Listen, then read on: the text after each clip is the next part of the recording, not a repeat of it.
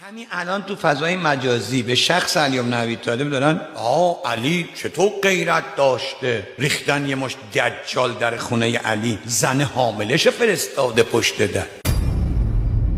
تو که از همه چی خبر نداری، تو که تحلیل تاریخو نمیفهمی، توهین نکن به شاه ولایت، به امیر مؤمنان. پیغمبر از دار دنیا رفت، 3000 مسلح سرباز با شمشیر آماده بیرون مدینه عمر ابن خطاب آماده کرده بود که هر وقت قنفذ و فرستادم همه بیاین سفره بنی هاشم رو جمع کنی. 40 تا دجاله آمدن پشت در خونه، با لگد زدن، داد زدن، عربده کشیدن، علی بیا بیرون، بیعت باید بکنی، تفرقه انداختی از این خزعبلات. حضرت علی اومد پاشه بره، فاطمه زهرا فرمود علی جان اجلس ابنم، بشین. فرمود من میرم پشت در. حالا سوال، اگر حضرت زهرا چنین کاریو نکرده بود اسمی از شیعه نمونده بود. چرا؟ برای که عمر آماده بود علی بیاد پشت در، علی رو میکشن، بعدم میگن علی جونشو گذاشت رو ریاست و قدرت. وقتی حضرت زهرا اومد پشت در فرمود اگر علی را به وصی پیغمبرتون قبول ندارید، مرا به دختر پیغمبرتون قبول ندارید، به خاطر من برید، ما عزاداریم، دست از سر ما بردارید. عمر یه وقت دید دعوا شد زنونه، اینا میخواستن دعوا رو مردونه کنن،